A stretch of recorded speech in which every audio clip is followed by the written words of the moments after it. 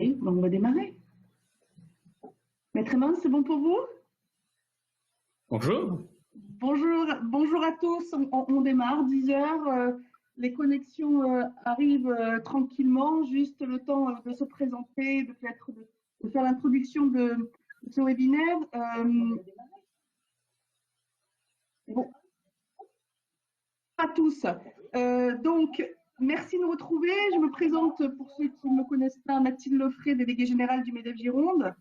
Je vous espère d'abord tous en excellente santé, ainsi que vos proches. On se retrouve pour un webinaire sur une thématique qui nous a été gentiment proposée par Maître Emmanuel. Maître Emmanuel va peut-être se présenter après. Il est avocat associé du cabinet Adamas et expert en droit de la construction. Sur une thématique aujourd'hui que nous allons aborder qui intéresse le droit de la construction évidemment, mais surtout la question des contrats de chantier et finalement de l'impact de cette crise sanitaire sur à la fois la réalisation, éventuellement l'interruption, le redémarrage de ces dits chantiers.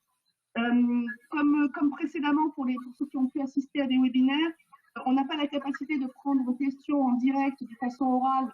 Pour la simple et bonne raison, c'est que ça virerait rapidement à un exercice très compliqué et assez inaudible. Donc, ce qu'on vous a proposé, effectivement, c'est de pouvoir nous poser des questions en amont. Maître Emmanuel va vous faire une présentation sur laquelle il a travaillé. Puis, vous allez pouvoir, à travers le chat, poser vos questions qui seront peut-être posées en fin de présentation de façon simplifiée pour pouvoir à la fois revenir sur ce que vous avez exposé et pouvoir intégrer l'ensemble des sujets qui nous interrogent encore aujourd'hui. Maître, je vous laisse la parole et je vous remercie beaucoup de vous prêter à cet exercice et d'avoir accepté et surtout de nous avoir proposé votre expertise. Merci beaucoup pour ces quelques mots d'introduction et merci de m'accueillir comme ça sur votre webinaire. Avant de commencer cette présentation, je vous propose de faire un peu connaissance. On ne pourrait pas faire un tour de table comme on fait habituellement dans les locaux du MEDEF, mais je vais quand même me présenter. Pour ceux qui ne me connaissent pas, Xavier Emmans, donc je suis avocat associé du cabinet Adamas. Cabinet Adamas qui est un cabinet national implanté à Lyon, Paris, Bordeaux, Marseille et Rennes, également à l'étranger, notamment en Chine. Et nous avons dans notre activité une forte appétence pour le droit de l'aménagement, l'immobilier, la construction. Et pour ma part, qui exerce le métier d'avocat depuis 15 ans, j'évolue dans ce domaine-là autour de ces problématiques liées à la construction. Et donc, je vous propose aujourd'hui une présentation sur l'exécution des marchés de travaux, des marchés publics ou privés d'ailleurs, en cette période de crise sanitaire que nous traversons avec le Covid-19. Alors, je vous propose dans un premier temps de faire un petit retour en arrière sur les faits marquants qui ont ponctué la vie des chantiers depuis le début de cette crise que l'on peut dater au 12 mars dernier. Effectivement, depuis cette date-là, la France connaît officiellement une crise sanitaire, officiellement, parce que comme nous le verrons par la suite, cette crise a été reconnue par une loi dite d'urgence sanitaire. Et face à cette crise sanitaire, dès les premières mesures de confinement qui ont été annoncées, prises par le gouvernement, les organisations professionnelles du bâtiment que sont la CAPEB, la FFB et la FNTP ont tous demandé de façon unanime l'arrêt provisoire des chantiers. De son côté, le gouvernement a reconnu que le Covid-19 effectivement pouvait être considéré comme un cas de force majeure. Il y avait des propos de Bruno Le Maire qui allaient dans ce sens-là. Mais en même temps, depuis le début, il y a toujours eu cette volonté d'inciter, d'inviter les acteurs de la construction à poursuivre leur activité. Par la suite, c'est intervenue la loi du 23 mars 2020. Donc, c'est la loi dite d'urgence sanitaire qui a habilité le gouvernement à prendre un certain nombre de mesures par ordonnance, notamment des mesures relatives aux règles d'exécution, de délai de paiement et de résiliation qui sont énoncées dans le Code de la commande publique. Et ça va être cette ordonnance 2020-319 du 25 mars 2020 qui a prévu ces adaptations. Donc, adaptations qui concernent les marchés publics notamment, et ce qui nous intéresse aujourd'hui, les marchés publics de travaux. Donc, ordonnance avec des mesures qui ont été prises, qui normalement relèvent du domaine de la loi, mais grâce à cette loi d'habilitation, eh bien, le gouvernement a été habilité à prendre ces mesures. À la suite de cette loi, à la suite de cette ordonnance, est donc intervenu dernièrement, c'est le dernier fait marquant qui date de la semaine dernière, eh bien, c'est le 2 avril 2020, la publication du guide de préconisation de sécurité sanitaire pour la continuité des activités de construction. Donc, un guide de préconisation qui a été publié par l'OPP BTP et qui est le résultat de toute une discussion entre le gouvernement et les acteurs de la construction à travers les fédérations professionnelles. Et c'est en fait un compromis qui a abouti à un accord le 20 mars dernier, une sorte de deal en quelque sorte entre les entreprises du secteur de la construction et le gouvernement. Le gouvernement a reconnu à ces entreprises le bénéfice du chômage partiel et en échange, eh bien, les acteurs de la construction se sont attelés à la réalisation de ce guide pratique justement pour permettre la reprise des chantiers, mais dans des conditions de sécurité sanitaire satisfaisantes pour les travailleurs. Par conséquent, ce guide il répond à un double objectif. Premièrement, et c'est l'objectif numéro 1, premier, c'est celui de protéger la santé des travailleurs, et on verra qu'il y a tout un tas de mesures pour protéger la santé des travailleurs, mais également, du coup, permettre la poursuite des chantiers. Alors, on verra tout à l'heure, on s'interrogera sur la valeur juridique de ce guide, parce que comme cela est indiqué dans son titre, il s'agit d'un guide de préconisation, il a de simples préconisations. Et on verra par la suite que d'ailleurs, dans les préconisations qui sont énoncées dans ce guide, certaines sont véritablement impératives. Le présent, l'indicatif est utilisé, et en droit, l'utilisation du présent de l'indicatif indique une notion impérative, mais d'autres mesures sont présentées plutôt comme des conseils qui semblent moins obligatoires. En tout état de cause, quelle que soit la valeur de ces préconisations impératives, obligatoires, à l'heure actuelle, ce guide de préconisation n'a pas de valeur réglementaire. Il ne s'agit pas d'un règlement émanant des autorités administratives, et le fait qu'il ait reçu l'agrément ministériel, un accord des ministères, ne lui confère pas, à l'heure actuelle, en tout cas en l'état des choses, une quelconque valeur réglementaire. Toutefois, nous le verrons par la suite, il s'impose dans le cadre de l'exécution des chantiers parce qu'il s'agit en fait d'une référence incontournable, notamment dans la mise en œuvre de l'obligation de sécurité sur les chantiers, obligation qui pèse tant sur le maître d'ouvrage que sur les entreprises, nous le verrons tout à l'heure. Dernier élément intéressant, c'est la mise en œuvre de ce guide. On voit bien là la volonté du gouvernement de poursuivre et d'inciter à la poursuite de l'exécution des travaux, puisque nous avons eu dernièrement, enfin les préfets ont reçu dernièrement une circulaire interministérielle qui les invite à tout mettre en œuvre pour permettre la poursuite des activités économiques. Et parmi ces activités économiques, eh bien, on parle bien dans cette circulaire des chantiers de construction et notamment des chantiers importants. Je pense ici aux opérations d'intérêt national et sous Bordeaux, nous en avons une à travers l'opération Bordeaux-Euratlantique, qui est une opération d'intérêt national. Et cette circulaire, d'ailleurs, met en place des systèmes de coordination, espaces de coordination et des comités de conciliation entre donc, les autorités administratives et les acteurs de la construction pour justement discuter et permettre, favoriser cette reprise des chantiers. Donc l'heure est à la poursuite dorénavant des chantiers.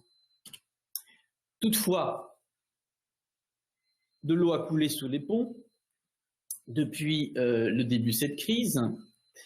Et pendant ce temps sur les chantiers, eh bien, certains maîtres d'ouvrage ont ordonné l'interruption des chantiers, c'est ce que nous verrons dans un premier temps. Certaines entreprises ont interrompu eux-mêmes l'exécution des chantiers. Et aujourd'hui, à travers ce guide, et puis à l'horizon se profile également le confinement, bien que le Premier ministre nous ait rappelé qu'aujourd'hui on est confiné, on ne sort pas du confinement. Néanmoins, à l'horizon plus ou moins lointain, eh bien, se profile le déconfinement et là, pour le coup, une obligation un peu plus générale, plus forte de reprise des chantiers. Nous verrons dans quelles conditions eh bien, ces chantiers peuvent être repris. Et dernièrement, nous terminerons sur la question de la résiliation des marchés, puisque dans certains cas, eh bien, la résiliation des marchés pourra intervenir soit à l'initiative du maître d'ouvrage, soit à l'initiative des entreprises. Et donc, pour chacune de ces situations, nous allons donc aborder les droits et obligations des parties, maîtres d'ouvrage, entreprises, maîtres d'œuvre, et nous aborderons plus spécifiquement les questions qui nous intéressent le plus, à savoir les questions relatives au délai d'exécution. Seront-ils prolongés ou pas, et l'indemnisation éventuelle des acteurs de la construction, en distinguant à chaque fois les règles applicables au marché public et celles qui sont applicables au marché privé. Ce qui nous donne donc le sommaire suivant qui était rappelé dans la diapositive que vous avez sous les yeux. Donc nous verrons dans un premier temps l'interruption du chantier par le maître d'ouvrage. Deuxième hypothèse dans laquelle vous pourrez vous trouver, c'est l'interruption du chantier par les entreprises. Troisième cas de figure, c'est les conditions de reprise du chantier, après ou pas ajournement. Et la question de la résiliation, vous voyez qu'on a adopté un plan absolument pas théorique, mais résolument pratique. On a voulu coller au plus près des situations que vous pourriez connaître concrètement dans le cadre de vos vies d'entreprise. Alors, premièrement, l'interruption du chantier par le maître d'ouvrage.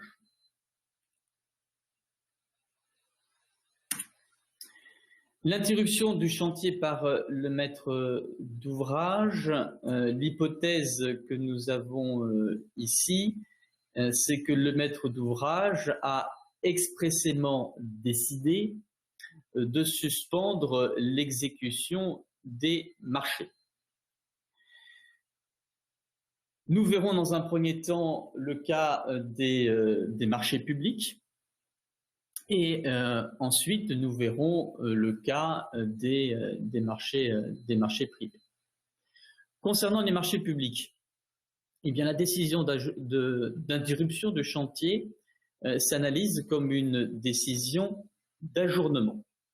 La décision d'ajournement, elle est prévue par l'article 49.1 du CCAG travaux et qui nous dit qu'effectivement, le maître d'ouvrage peut décider de l'ajournement des travaux. Et cet article précise les conditions dans lesquelles intervient cet ajournement que nous voyons ici, sur les conséquences de cette décision d'ajournement, où il faut premièrement que soit établi un constat contradictoire. Donc l'ajournement donne obligatoirement lieu effectivement à un constat contradictoire qui est dressé dans les formes qui sont énoncées dans l'article 12 du CCAG travaux. Celui qui organise ce constat contradictoire, c'est le maître d'œuvre, qui organise ces constatations concrètement sur le terrain et par la suite qui donne lieu à l'établissement d'un procès verbal contradictoire qui est établi donc entre les entreprises et ce maître d'œuvre. C'est important de réaliser ce constat contradictoire parce que ça permet de faire une photographie du chantier et c'est important tant pour le maître d'ouvrage que pour l'entreprise. Deuxième question, c'est la garde du chantier. Eh bien, la garde du chantier, dans le cadre d'un ajournement, va être mis à la charge du titulaire. Néanmoins, il est prévu de façon très précise par les textes que ce titulaire, dans le cadre d'un ajournement décidé unilatéralement par le maître d'ouvrage public, eh bien, sera indemnisé.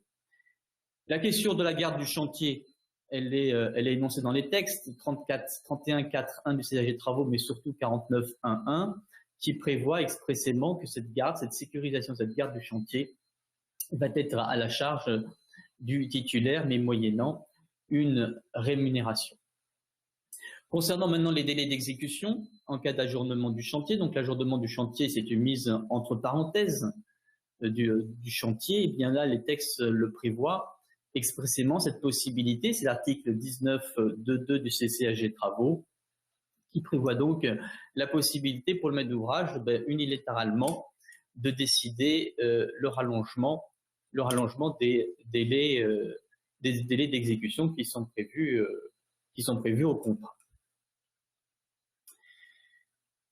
Deuxième question qui nous intéresse, lorsqu'il y a un ajournement, est-ce que je vais être, moi, entreprise, je rappelle que c'est l'interruption du chantier par le maître d'ouvrage unilatéralement, maître d'ouvrage public, là, qu'on aborde, eh bien, est-ce que je vais être indemnisé? Outre les frais de garde, parce que là, on vient de voir, les frais de garde, on a vu que c'était indemnisé. Eh bien là, en matière d'ajournement décidé unilatéralement par le maître d'ouvrage public, c'est intéressant parce que nous avons un système d'indemnisation qui est très profitable à l'entreprise, puisque l'entreprise, le maître d'ouvrage public, est dans l'obligation d'indemniser entièrement l'entreprise du préjudice subi du fait de l'ajournement, et ça, quel que soit le motif de cet ajournement. Ce n'est que dans l'hypothèse où cet ajournement résulte d'une faute de l'entreprise, eh bien, que le droit à indemnisation sera refusé pour cette entreprise. Donc, le préjudice qui est théoriquement indemnisable en cas d'ajournement sur décision unilatérale du maître d'ouvrage public, je pense, comme ça me traverse l'esprit, très concrètement, c'est Bordeaux Métropole, qui, sur la métropole de Bordeaux, a sorti pas mal d'OS d'ajournement unilatéral. Eh bien, dans cette hypothèse-là, le préjudice théoriquement indemnisable, ça va être le sous-amortissement des frais généraux du fait du décalage de trésorerie provoqué par l'ajournement, les frais d'immobilisation du personnel qui ne peut pas être réaffecté sur d'autres chantiers. Encore faut-il de démontrer que ces personnels pouvaient être réaffectés sur d'autres chantiers dans le cadre de notre crise actuelle, bien entendu, parce que si on n'apporte pas cette preuve, on ne peut pas demander des frais d'immobilisation du personnel, mais également les frais de stockage, de fourniture, l'immobilisation du matériel, et là on pense bien entendu aux grues. Donc on voit bien qu'il y a théoriquement un droit à indemnisation qui est large, pour l'entreprise qui subit cet ajournement qui est décidé de façon unilatérale par maître d'ouvrage, Mais si cette indemnisation est large, c'est parce que justement, on considère que c'est un petit peu la faute du maître d'ouvrage, c'est lui qui a décidé unilatéralement cet ajournement. La question qu'on peut se poser, c'est que, en l'espèce, compte tenu de l'état actuel des choses, en définitive, on pourrait quand même considérer que les maîtres d'ouvrage publics n'ont pas véritablement décidé unilatéralement ces ajournements, ils l'ont décidé unilatéralement, mais en quelque sorte forcés par les circonstances, forcés par ce Covid-19 qui s'est vissé et ces mesures restrictives qui ont été ordonnées par la suite. Donc on a quand même une interrogation sur le régime indemnitaire dont pourront bénéficier les entreprises, et là on s'attachera à la motivation réelle de la décision unilatérale d'ajournement du maître d'ouvrage public. Si cette décision d'ajournement est liée à cet événement et qu'elle est caractérisée comme une sorte de cas de force majeure, comme nous le verrons par la suite, il n'est peut-être pas certain que les entreprises bénéficieront du régime dérogatoire et favorable d'indemnisation dont je viens de vous parler.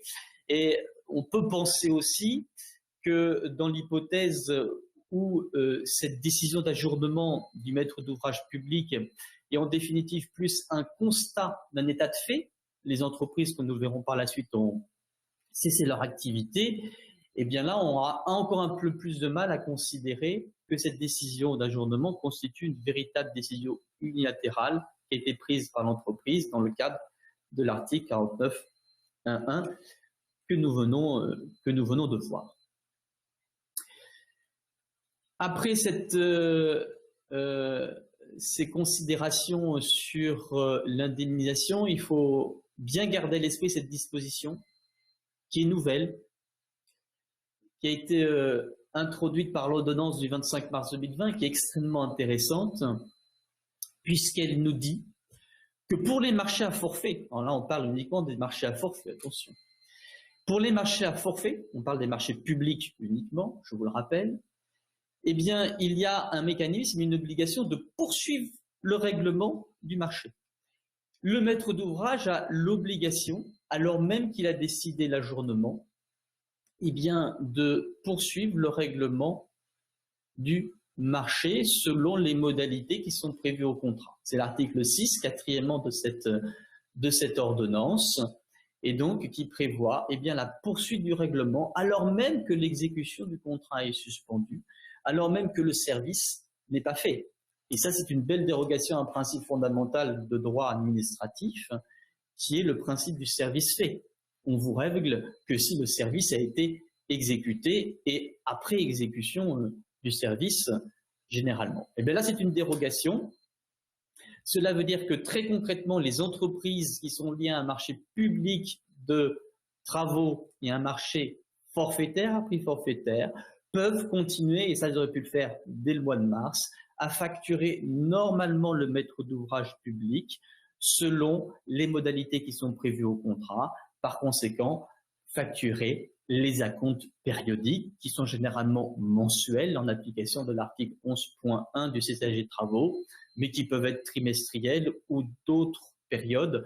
Là, il faut se référer au CCAP du marché. Donc, je vous invite à vérifier le CCAP du marché si vous êtes dans cette hypothèse-là, vérifier que vous avez bien des systèmes d'acompte périodiques et poursuivre la facturation si vous êtes dans le cadre d'un marché public de travaux à forfait.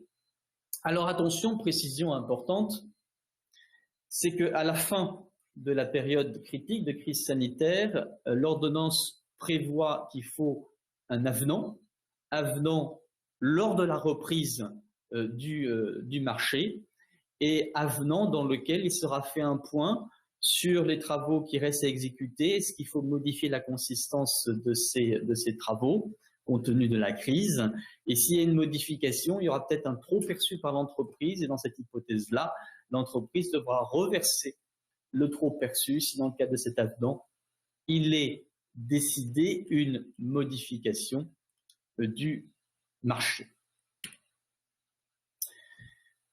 Dernier point, c'est la fin de l'ajournement.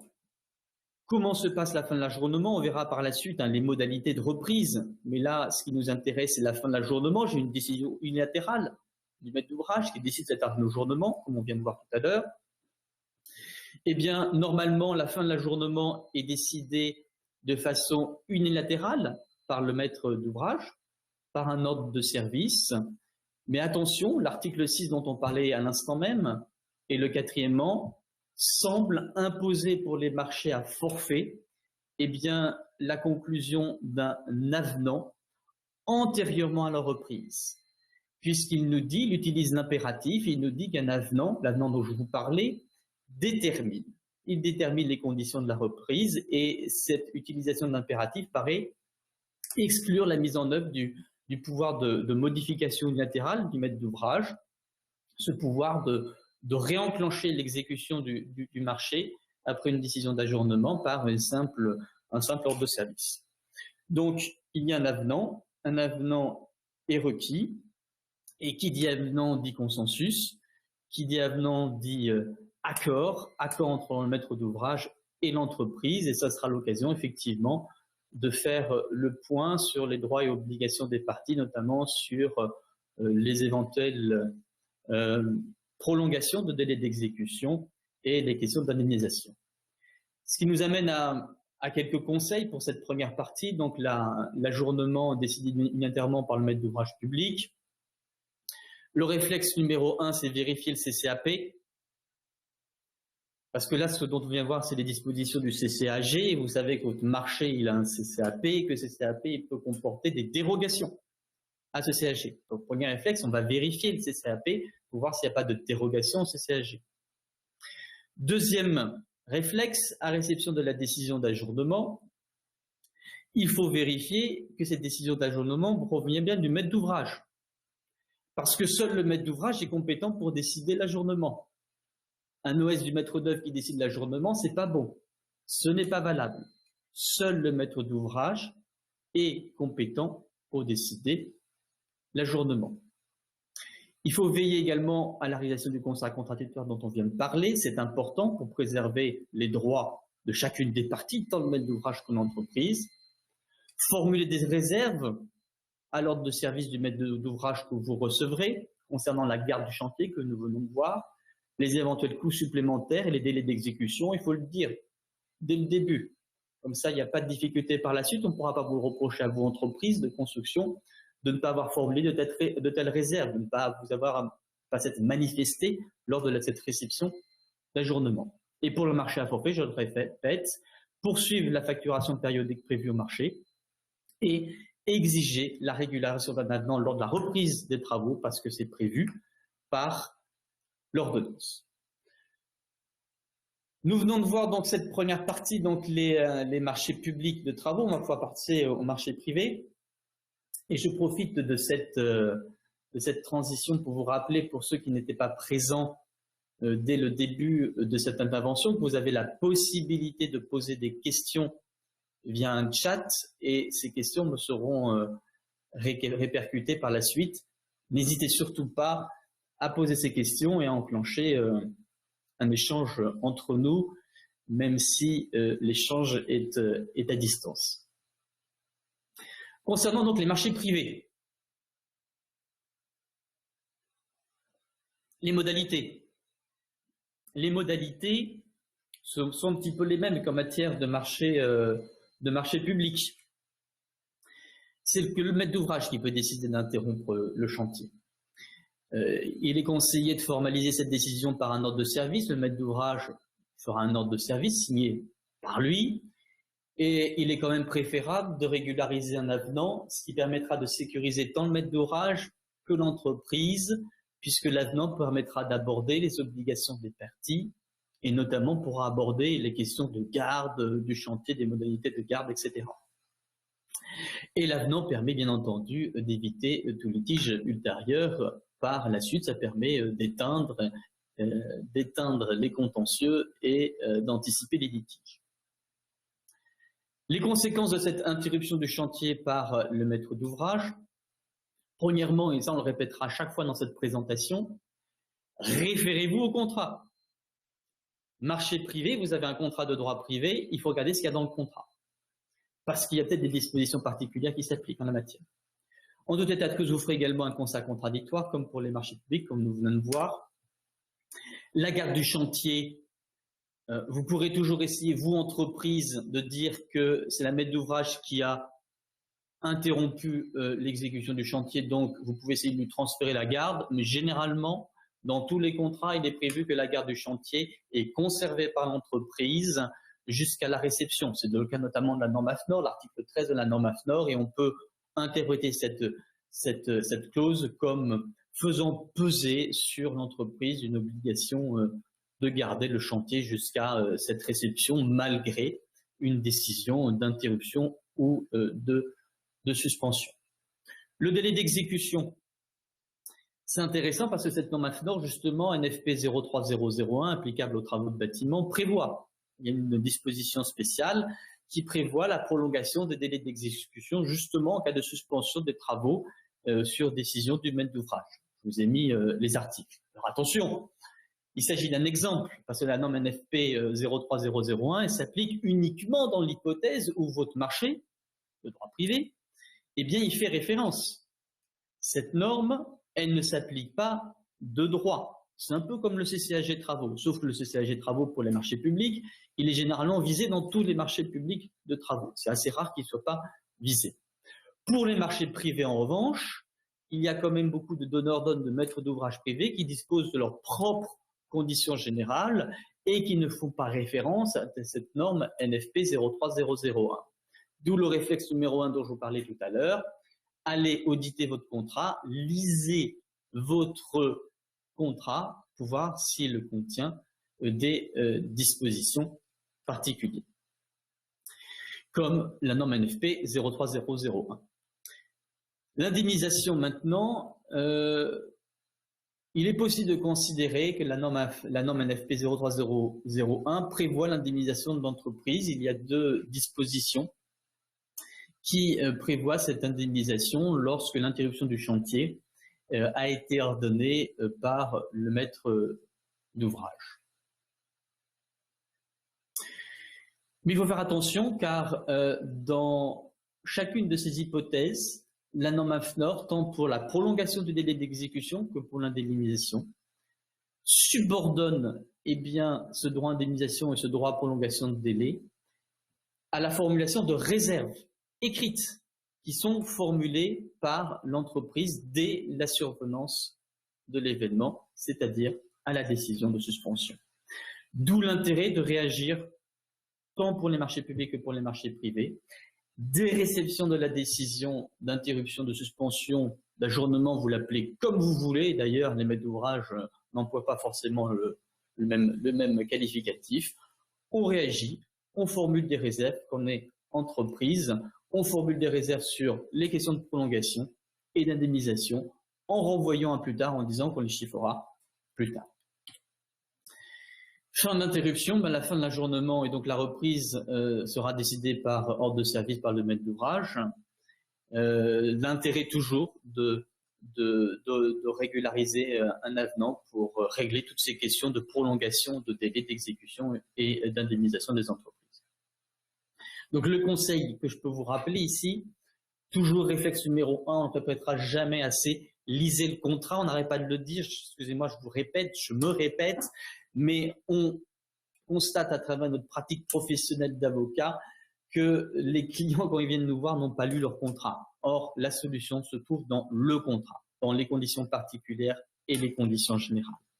Et c'est en fonction de ces stipulations qu'on pourra se déterminer et anticiper les questions de prolongation de délai d'indemnisation. Ça, c'est le conseil qu'on peut donner.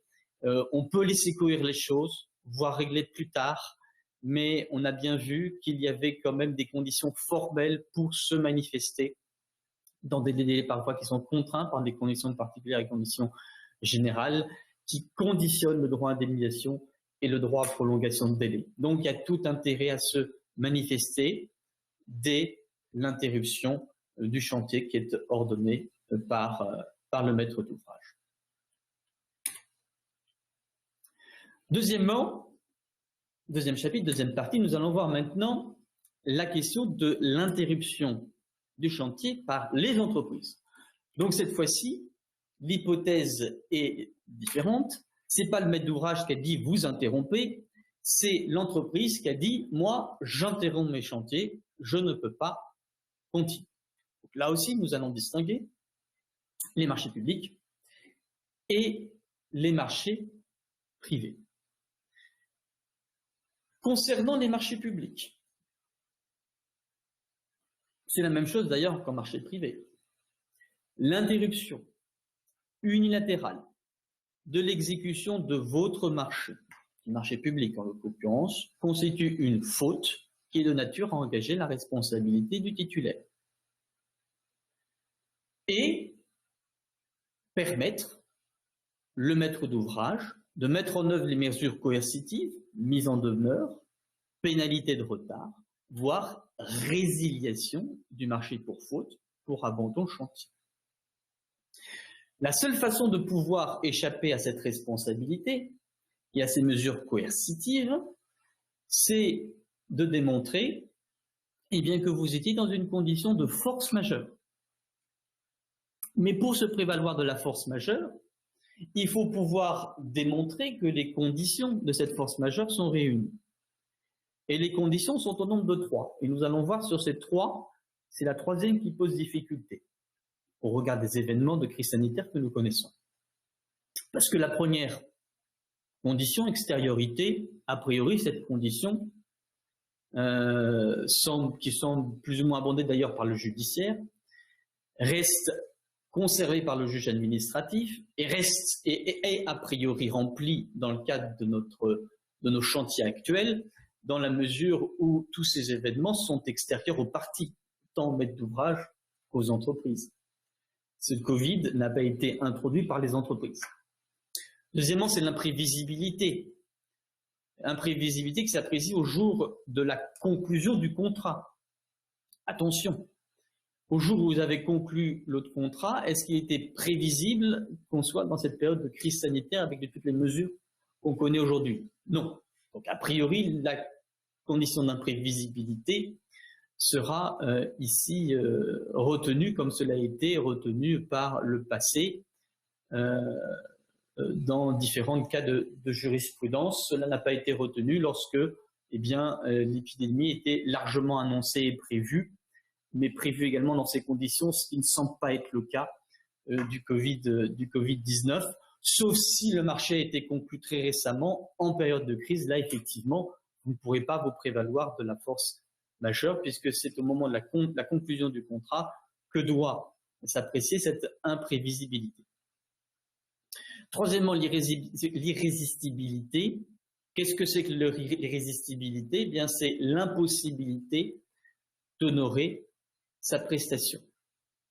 Donc, on a un exemple dans la jurisprudence avec cet arrêt de la Cour de Basse-Terre concernant le virus chikungunya. Il a été considéré qu'il n'était pas irrésistible dans la mesure où cette maladie pouvait être soulagée par des antalgiques et était généralement surmontable. Pour notre cas, en définitive, l'irrésistibilité va devoir être caractérisée au cas par cas de façon très concrète. Il faut que, pour démontrer cette irrésistibilité, que les événements que nous connaissons de crise sanitaire rendent impossible l'exécution du contrat. Contrairement à ce qu'a pu dire Bruno Le Maire, notre ministre, Covid-19 n'est pas systématiquement constitutif d'une force majeure. C'est pas Covid-19 égale force majeure.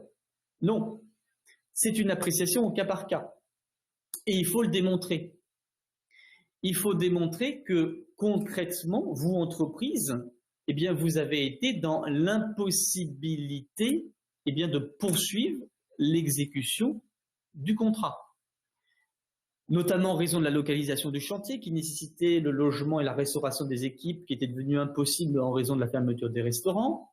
Ça peut être également l'exercice du droit de retrait par les salariés qui rendent impossible l'exécution. Vous n'avez plus de salariés, ils ont exercé leur droit de retrait.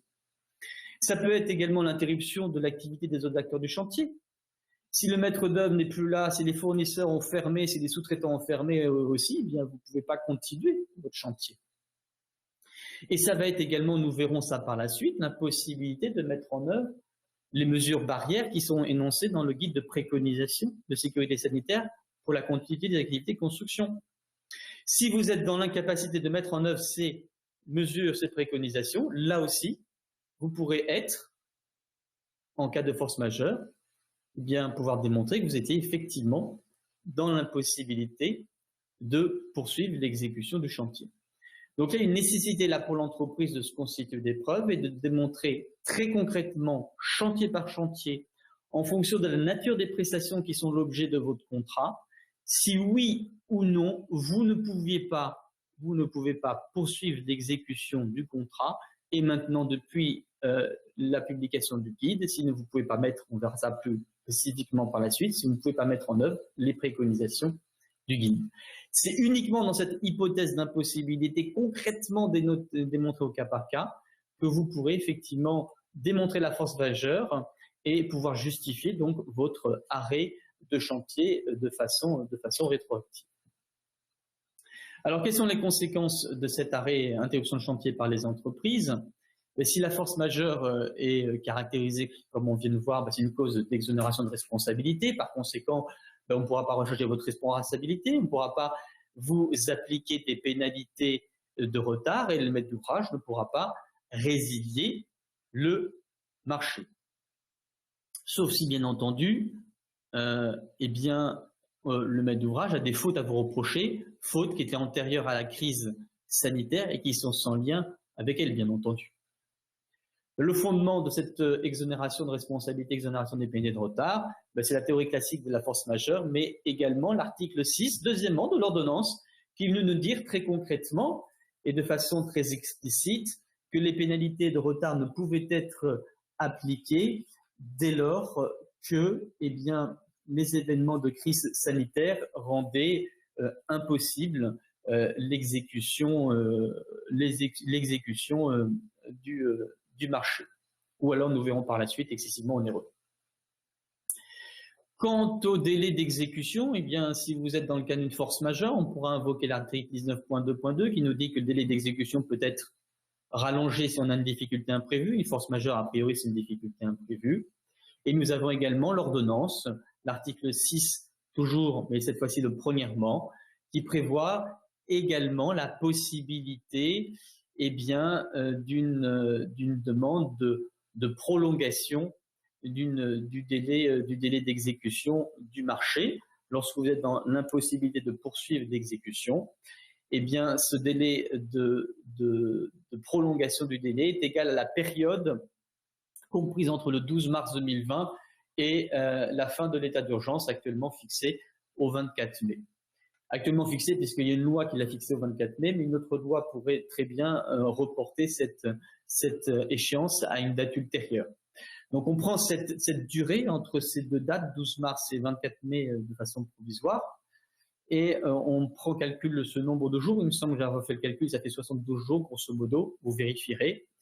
Ça c'est la durée de prolongation de droit qui est appliquée au marché public de travaux dès lors que le titulaire démontre bien qu'il est dans l'impossibilité de poursuivre son exécution, comme on a vu tout à l'heure. Donc ça, c'est intéressant parce qu'il y a véritablement une obligation, une prolongation de droit et avec un quantum qui est déterminé à l'avance, mais libre au parti de déterminer un quantum supérieur, délai d'exécution supérieur, bien entendu. Alors, deuxième question, c'est l'indemnisation. Indemnisation de l'hypothèse de l'entreprise qui se trouve en face d'une force majeure qui a donc dû interrompre les travaux. En principe, force majeure, il n'y a pas de droit à indemnisation.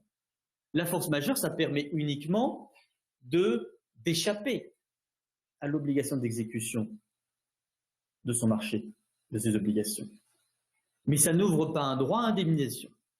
Sauf que là, le CCAG prévoit une possibilité d'indemnisation. C'est l'article 18.3, mais cette indemnisation est limitée, puisque l'indemnisation est limitée uniquement au préjudice imputable à la force majeure. Ça va être la réparation des pertes de matériel directement provoquées par le cas de force majeure et subies par le titulaire, mais en revanche, pas d'indemnisation pour le manque à gagner. Imputable à la réalisation du contrat, ni des pertes non directement imputables au sinistre. Donc on voit bien que c'est quand même limité, parce qu'il va être difficile de démontrer que votre préjudice, de démontrer un préjudice qui est directement imputable aux mesures sanitaires. Parce que, en définitive, qu'est-ce qui est ici visé plutôt? C'est l'hypothèse du raz-de-marée, qui est un cas de force majeure. On a un cas de jurisprudence, je crois que c'est l'arrêt qui est cité ici, où il y a la force majeure, ce raz-de-marée a détruit les installations, donc détruit à cause d'un préjudice direct aux entreprises. Et là, ils ont pu avoir réparation de ce préjudice direct qui est imputable à ce raz-de-marée. Mais là, a priori, vous n'avez pas de préjudice direct qui a été causé par ce Covid-19. Conditions formelles, attention, là aussi, il faut vérifier les éventuelles formalités qui sont prévues dans votre contrat, et le CCHG introduit une formalité. Si vous voulez vous prévaloir de la force majeure, il faut vous réveiller très tôt, dès qu'elle apparaît, puisqu'il y a une obligation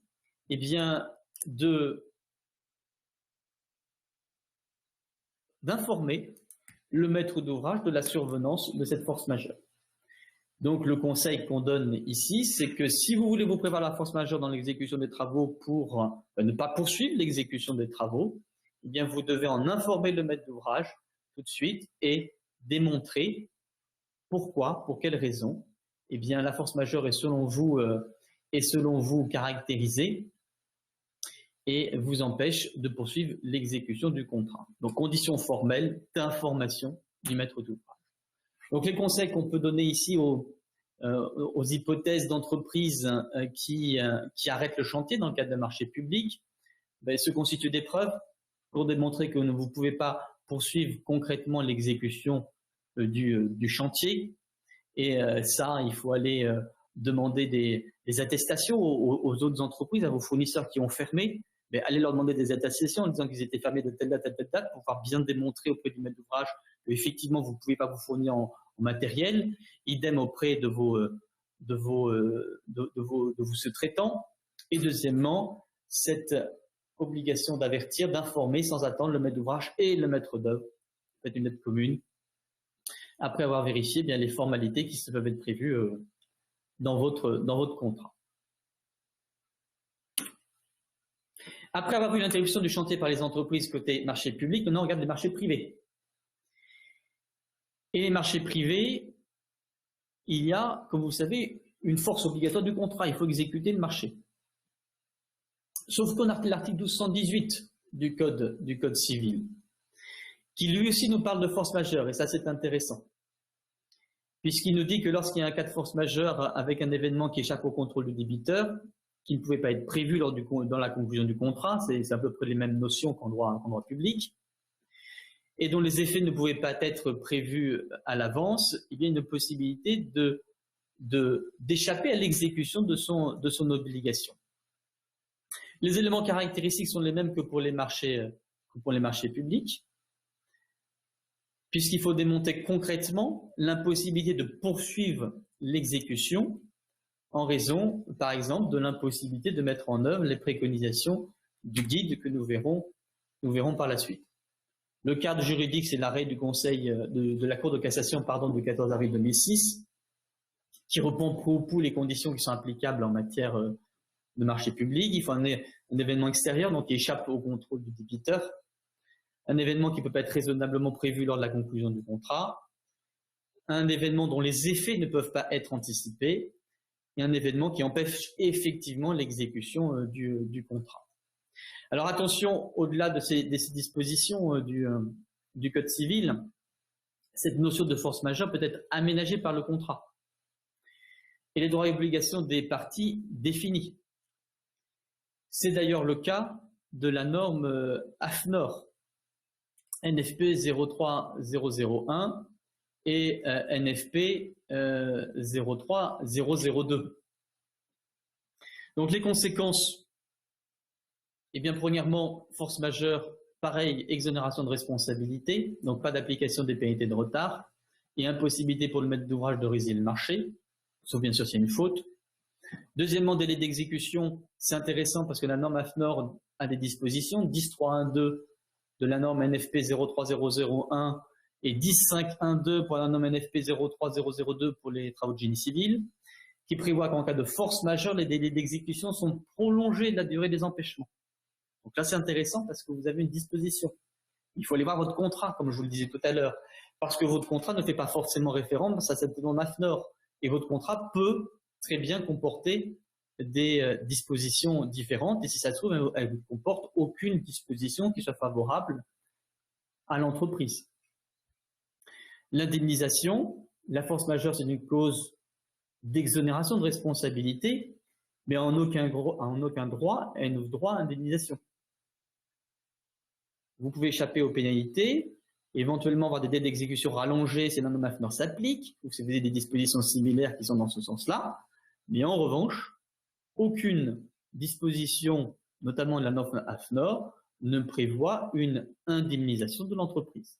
L'entreprise qui arrête son chantier, qui dit « j'étais confronté à un cas de force majeure », eh bien tous les préjudices consécutifs à cet arrêt, l'immobilisation des équipes, etc., la non-contestation des frais généraux, c'est pour lui, il ne peut pas obtenir une indemnisation auprès du maître d'ouvrage. Là encore, attention aux conditions formelles. Généralement, les contrats prévoient une obligation de signalisation au maître d'ouvrage. Donc là, les conseils, c'est à peu près les mêmes. Toujours pareil, réflexe numéro 1, lisez le contrat, les conditions particulières et les conditions générales pour voir s'il n'y a pas des dispositions qui s'appliquent en cas de force majeure. Et en fonction de ces dispositions, vous vous déterminerez. Pour l'entreprise, veillez à prévenir sans attendre le maître d'ouvrage et le maître d'œuvre, après avoir vérifié les éventuelles formalités à accomplir. Il y a peut-être des formalités spéciales à accomplir. Si vous êtes maître d'ouvrage, il faut vérifier si l'entreprise est bien dans l'impossibilité de poursuivre l'exécution du chantier et donc est en faculté de se prévaloir de la force majeure. Elle ne pourra pas vous opposer la force majeure à vous, maître d'ouvrage, si l'entreprise ne démontre pas concrètement, preuve à l'appui, qu'elle ne pouvait pas concrètement exécuter les missions, les obligations qui sont à leur charge en cette période de crise sanitaire. Et il faudra vérifier les justificatifs que l'entreprise vous fournira. Donc maintenant, on va poursuivre avec notre troisième partie, avant-dernière partie. Ce sont les conditions de la reprise du chantier ou de sa poursuite. Parce que nous venons de le voir tout à l'heure, les temps sont à la reprise du chantier. Le gouvernement pousse dans cette direction. Les préfets vont venir vous voir, vont organiser des réunions locales pour favoriser cette reprise, notamment les gros chantiers, opérations d'intérêt national et les gros chantiers départementaux et régionaux. Alors la reprise des chantiers et les conditions de reprise des chantiers devra être analysées avec prudence, notamment du côté du maître d'ouvrage. Et l'analyse de ces conditions devra être faite à l'aune d'une obligation qui est souvent méconnue ou oubliée. C'est l'obligation de sécurité du maître d'ouvrage. Vous connaissez l'obligation de sécurité de tout employeur envers ses salariés. On connaît ça par cœur. En matière de droit du travail, c'est extrêmement connu et répandu. Eh bien, il ne faut pas oublier que ces obligations de sécurité sont répercutées au maître d'ouvrage. C'est des dispositions du Code du travail qui nous dit que le maître d'ouvrage doit mettre en œuvre pendant la durée d'exécution du chantier les principes généraux de prévention qui sont applicables aux employeurs. Ces obligations de prévention comprennent des mesures tentant à éviter les risques, planifier la prévention des risques et prendre des mesures de protection collective en leur donnant la priorité sur les protections individuelles. Et si le maître d'ouvrage ne respecte pas cette obligation de sécurité, eh bien il est susceptible d'engager sa responsabilité pénale. Il est susceptible d'engager sa responsabilité pénale s'il commet une faute caractérisée, par exemple en exposant un salarié à un risque d'une particulière gravité qu'il ne pouvait ignorer. Concrètement, le maître d'ouvrage qui impose aux entreprises de réaliser, de retourner sur le chantier alors que les préconisations du guide que nous allons voir tout à l'heure n'ont pas été mis en œuvre, il savait qu'ils n'ont pas été mis en œuvre, il savait, circonstance aggravante, qu'il y avait un cas de Covid-19 sur le chantier parce qu'il y en avait un des compagnons qui était porteur, et il enjoint quand même les entreprises à aller travailler, et par la suite, il y a le décès de compagnons à la suite de contamination par le Covid-19, et bien pour avoir sa responsabilité pénale engagée, ce maître d'ouvrage.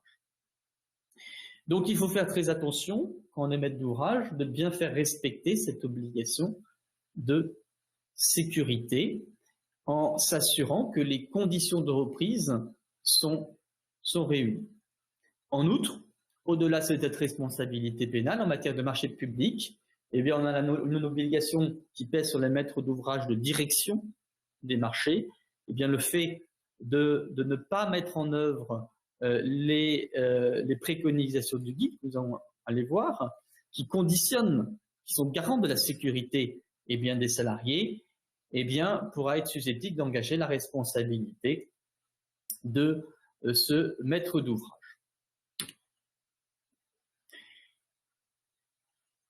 Donc concrètement, ça se traduit comment cette obligation de sécurité? Eh bien, cette obligation de sécurité des maîtres d'ouvrage se traduit par la mise en œuvre des préconisations de guide. Vous avez une photo du titre là, qui est sur la diapositive. Et c'est au cas par cas qu'il va falloir déterminer si ces préconisations sont applicables. Et si ces préconisations ne sont pas applicables, là c'est marqué noir sur blanc sur le guide, un magnifique point d'exclamation et c'est marqué en rouge. Si les préconisations ne sont pas applicables, eh bien il faut stopper l'activité. Ce qui est intéressant, c'est que ce guide repose sur un accord. On l'a vu tout à l'heure, il n'y a pas de valeur réglementaire. Et le guide le dit lui-même, il faut en fait qu'émerge un accord entre les entreprises et le maître d'ouvrage pour déterminer ensemble d'un commun accord la mise en œuvre de ces préconisations. Mais on va voir comment concrètement on peut mettre en œuvre ces préconisations. La mise en œuvre se fait en 3 temps, en définitive. Le premier temps, c'est la planification. En amont, au préalable, on planifie, on organise. Deuxièmement, on applique. On applique concrètement. On va voir les mesures qu'on applique concrètement, sans les voir toutes parce qu'elles sont nombreuses. Troisième temps, on contrôle. On contrôle la bonne application des mesures concrètes. La planification. Quel est l'objectif? L'objectif de la planification, c'est élaborer une coordination générale du chantier afin de réduire les risques de contamination. Donc, on coordonne de façon générale l'exécution de chantier dans l'objectif d'éviter les contaminations par contact. Qui planifie? Quels sont les acteurs? Nous l'avons vu, il y a une responsabilité théorique du maître d'ouvrage au titre de son obligation de sécurité. Et ce qui est curieux, c'est que ça repose sur le maître d'ouvrage alors qu'il ne dispose pas d'une compétence spécifique en matière de sécurité et de protection de la santé. Pourtant, le guide fait peser sur lui cette obligation puisqu'il nous dit très concrètement, en page 2, vous avez la formulation que j'ai reprise, une obligation de formaliser une liste des conditions sanitaires afin de s'assurer de la mise en œuvre des préconisations du guide. Donc on peut se demander quel est le sens d'ailleurs de cette formule, formaliser une liste des conditions sanitaires. Formaliser, d'accord, il faut coucher sur un bout de papier, mais les conditions sanitaires, ça fait référence en définitive aux modalités de mise en œuvre des préconisations. Donc le maître d'ouvrage, comme il n'est pas compétent, eh bien il ne va pas faire ça tout seul dans ce point. Il fera nécessairement appel au maître d'œuvre et au CSPS, c'est-à-dire au coordinateur de sécurité, dont le rôle est d'établir le plan général de coordination. Donc l'acteur en définitive, sur qui va retomber cette charge, c'est le maître d'œuvre et le CSPS. Puisque le Code du travail nous impose effectivement une coordination pour tout chantier de bâtiments où interviennent plusieurs entreprises. Je ne rentre pas dans les détails de la législation relative au SPS. Et la mission donc du CSPS varie effectivement en fonction de la complexité des chantiers. Il y a plusieurs niveaux. Et d'ailleurs, pour le niveau 1, qui est le niveau le plus élevé, le guide vous impose la mise en place d'un collège interentreprises de sécurité, de santé des conditions de travail. C'est le CISSCT. Et bien là, il impose la mise en place de ce collège pour ces chantiers qui sont les plus complexes. Une fois qu'on a vu les acteurs, on voit les modalités. Comment on fait concrètement? Eh bien, on met à jour le plan général de coordination. Donc concrètement, le maître d'ouvrage va interpeller son CSPS et lui dire « Regarde, voici le guide, il faut que tu mettes à jour ton plan général de coordination. » Et donc, mise à jour de plan général de coordination avec l'élaboration des mesures générales et collectives par ce CSPS dans le but, premièrement, de limiter la coactivité. Concrètement, ça va être l'adoption de mesures collectives et générales pour limiter cette coactivité, donc éviter autant que possible l'intervention simultanée des entreprises. Deuxièmement, à titre subsidiaire en quelque sorte, si la coactivité est nécessaire, s'il est impossible d'interdire l'intervention simultanée de plusieurs entreprises sur le chantier, eh bien il va falloir élaborer des mesures de prévention pour éviter les contaminations. Donc ça passe par concrètement quoi? La fixation d'heures d'arrivée différenciée par exemple. On va dire aux différents intervenants, toi tu arrives à telle heure, les autres arrivent à telle heure, etc. Dans le but de ne pas surcharger les bases de vie, pour pas que les ouvriers arrivent tous en même temps et se tassent dans les bases de vie. Ça va être notamment, par exemple, la mise en place d'un parking supplémentaire pour accueillir le surcroît de véhicules individuels, puisqu'on va inviter, les entreprises vont inviter les travailleurs à venir en véhicule individuel pour éviter qu'ils soient entassés dans des camions. Ça va être également des modalités de livraison successives, on va dire aux livreurs, vous arrivez à telle heure, à des heures décalées, donc il va falloir organiser la livraison et surtout interdire le livreur de sortir de son véhicule pour éviter l'interaction avec les travailleurs qui sont sur le chantier. Ça va être également la distance de sécurité d'1 mètre qui est prévue dans le guide de préconisation.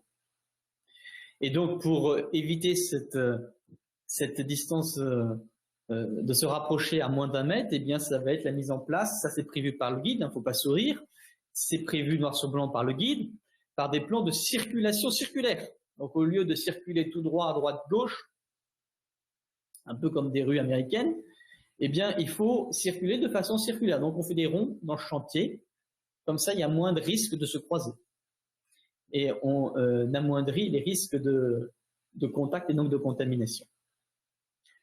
Une fois ces mesures générales collectives énoncées dans le PGC, eh bien, ça va être le tour de l'entreprise, des entreprises à mettre leur jour, leur PPSPS, leur plan particulier de sécurité sur la base de ce PGC et par la suite les entreprises, eh bien, adressons au maître d'ouvrage leur plan particulier de sécurité. Alors, si on rentre un bon temps dans l'application concrète des mesures au-delà des mesures d'ordre général, il y a de multiples mesures concrètes qui sont prévues par le guide. On ne va pas rentrer dans chacune, mais on peut prendre certaines qui sont les plus prégnantes. Alors, ce qui est intéressant, c'est que vous verrez, si vous ne l'avez pas déjà lu, que le guide formule des recommandations, mais certaines sont plus impératives que d'autres. Certaines conseillent, il est conseillé de. D'autres utilisent l'impératif, il dit l'impératif de. Et donc, par exemple, vous avez des préconisations concernant le questionnaire de santé. Questionnaire de santé, il est donc invité de distribuer un questionnaire de santé dont vous avez un modèle en annexe du guide aux travailleurs. Le but du jeu, c'est quoi? Eh bien, c'est de déterminer qui est potentiellement contaminé et de l'exclure du chantier. Attention, Il faut mettre en œuvre ces questionnaires, mais il faut en tirer les conséquences, les relire par la suite et donc exclure, pour permettre d'exclure les personnes susceptibles d'être contaminées. Il faut limiter le nombre de personnes dans les bungalows, concrètement. Heures différenciées, on n'a pas plus de X personnes dans les bungalows. S'il est impossible de respecter la distance d'1 mètre, ce que nous dit le guide, obligation de porter des lunettes et des masques. Et s'il n'est pas possible de porter des lunettes et des masques pour des raisons X, Y, Z, ou par exemple vous n'avez pas trouvé de masque, eh bien il faut arrêter le chantier. Soit je peux me tenir à plus d'1 mètre, je peux poursuivre le chantier. Si c'est à moins d'1 mètre, obligation de masque et de gants. Il faut un point d'eau et du savon pour laver les mains. Également sous peine d'arrêt de chantier. Ça s'écrit noir sur blanc et en gros, dans le cadre du guide, ici même, il nous dit qu'en l'absence de point d'eau sur le chantier avec du savon, on arrête le chantier. Et également une recommandation de nettoyage des véhicules, mais là qui paraît un peu moins impérative. Donc les acteurs, parce qu'on a les mesures qui sont très concrètes, mais le problème dans ce guide, c'est qu'on ne nous dit pas qui doit faire quoi. Il y a des prescriptions qui sont sans indication des débiteurs. On ne nous dit pas, il appartient à l'entreprise, il appartient au maître d'ouvrage, il appartient au maître d'œuvre, etc. Donc pour résoudre cette difficulté, il faudra faire une analyse au cas par cas, voir le contenu des marchés, voir notamment si c'est une entreprise qui est en charge de la base de vie, qui pourrait être mise à contribution, parce que c'est peut-être elle qui va mettre en place le point d'eau, peut-être que ça va relever de ses obligations. Mais dans tous les cas, ce qu'on peut conseiller à ce stade, c'est la nécessité d'un consensus. D'ailleurs, c'est rappelé dans le guide qui invite les acteurs à trouver un consensus, un accord. Autre question, après la question de savoir mais qui fait quoi, eh bien, mais qui paie? Parce que ces mesures constituent des charges supplémentaires pour l'entreprise concrètement, ces fournitures. Alors, plusieurs pistes. On pourra considérer que ces dépenses sont des charges communes entre les entreprises, pourra être éventuellement facturées au titre du compte prorata. À voir. C'est une piste. Il pourra être également invoqué l'imprévision, qu'on a vu, qu'on va voir plus tard, et qu'on a vu un peu plus haut déjà. L'imprévision, c'est-à-dire des difficultés, on pourra considérer que ces charges supplémentaires en matière de protection se constituent des difficultés qui étaient imprévisibles et ça ouvre droit à indemnisation. Et donc obtenir une indemnisation auprès du maître d'ouvrage éventuellement, mais les conditions sont celles que nous allons le voir. Et on peut considérer également que dans le cadre d'un marché à forfait, il s'agit d'un risque qui est inhérent au marché à forfait, puisque généralement les marchés à forfait disposent de clauses qui nous disent que l'entreprise exécute ce marché à ses risques et périls. Donc des grandes questions en suspens. Et les conseils qu'on peut donner à ce stade, c'est les intervenants, ils pourront utilement conserver les justificatifs des coûts des mesures, on ne sait pas ce qu'on va en faire, mais au moins conserver ces justificatifs de ces coûts et commencer à compiler tout ça et faire un récapitulatif. En cas d'impossibilité de se fournir en masque, ça c'est important, parce que c'est une question récurrente, il faut se constituer une preuve des démarches effectuées en vain. Il ne suffit pas de dire moi je n'ai pas réussi à me procurer des masques. Il faut être en capacité, et par conséquent, j'arrête le chantier parce que le guide me dit si je n'ai pas de masque et je ne peux pas travailler à plus d'1 mètre, il faut arrêter le chantier. Pour pouvoir se prévaloir de la force majeure, il faudra démontrer concrètement que vous avez été effectivement dans l'impossibilité de vous fournir en masque. Donc il faudra démontrer très concrètement que vous avez effectué des mesures, des démarches pour tenter d'acheter de vous procurer des masques, mais que ces démarches se sont révélées infructueuses ou alors que les délais de livraison étaient incompatibles avec l'exécution du chantier.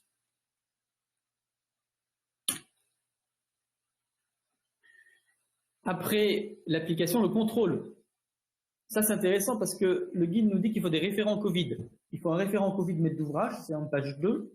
Et en page 4, il nous dit également qu'il faut un référent Covid entreprise. on ne sait pas à quoi ils servent. Ils nous disent simplement qu'ils sont là pour veiller à la mise en œuvre des mesures. Donc le conseil quand même qu'on pourrait donner en l'état actuel, c'est transmettre aux autres acteurs du chantier les coordonnées des références, ça paraît la moindre des choses. Moi, maître d'ouvrage, j'ai nommé telle personne, j'en informe tous les autres acteurs. Et pareil pour les entreprises et les autres divers intervenants, ils transmettent aux autres intervenants les coordonnées du référent Covid et pourquoi pas mettre en place une sorte de collège des référents sous l'égide de l'OPC, puisque cela relève a priori peut-être d'une mission d'OPC, d'organisation et de coordination assurée généralement par la maîtrise.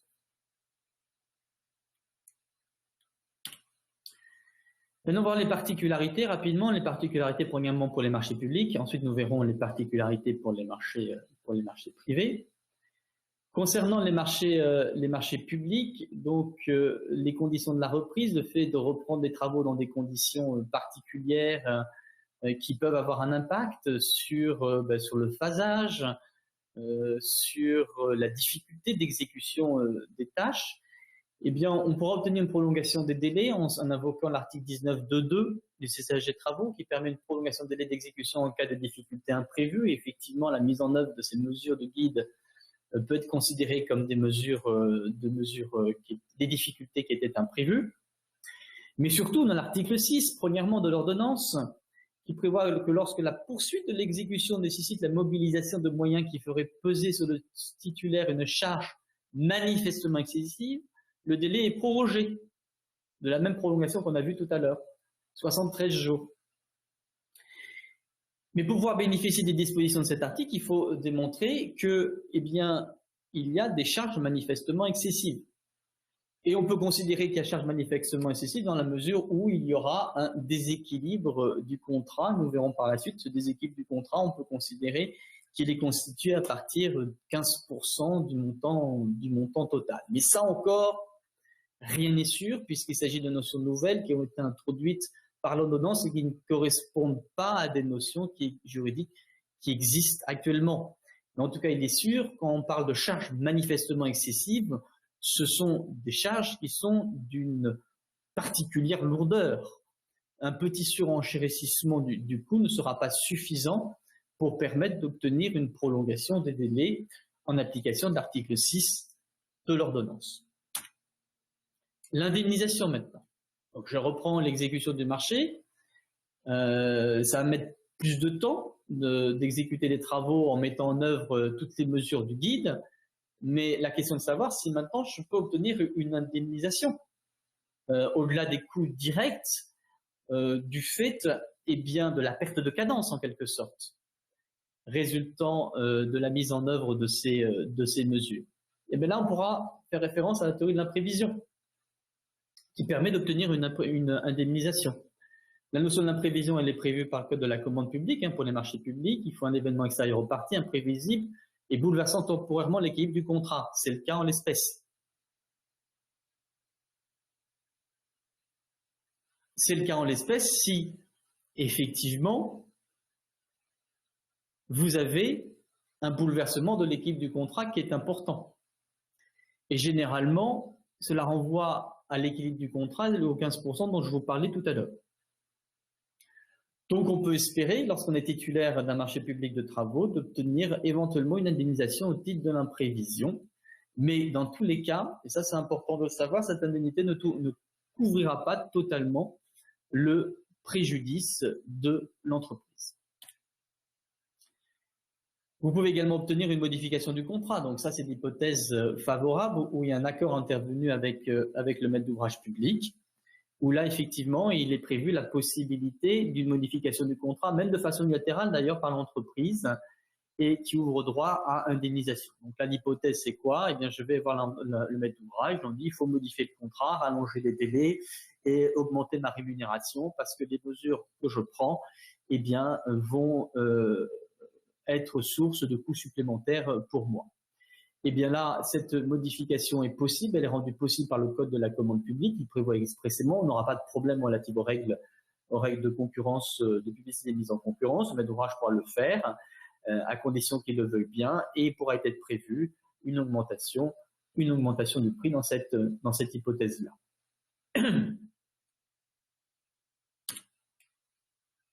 Il pourra être prévu une augmentation du prix dans la mesure où on considère que effectivement, dans le cadre de la pandémie actuelle, on est bien dans les conditions énoncées par ce contrat. Pour les marchés privés, maintenant, il est toujours pareil, se référer au contrat, je vous le mets en rouge, je vous le répète et je ne répéterai jamais assez, relire votre contrat. Prolongation des délais. Alors, l'entreprise pourra tenter d'obtenir une prolongation des délais d'exécution en se prévalant des difficultés imprévues que constitue la mise en œuvre des préconisations du guide.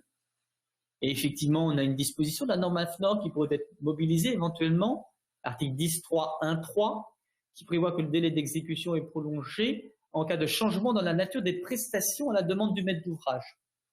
Donc là, le raisonnement serait de dire que dans la mesure où c'est le maître d'ouvrage qui a en charge l'obligation, pèse sur lui l'obligation de sécurité sanitaire, c'est lui qui demande la mise en place de ces mesures. Par conséquent, la mise en place de ces mesures qui représentent des prestations supplémentaires, c'est lui qui les demande au sens de l'article 10.3.1.3 de la norme AFNOR, et par conséquent, il doit payer le coût de ces mesures.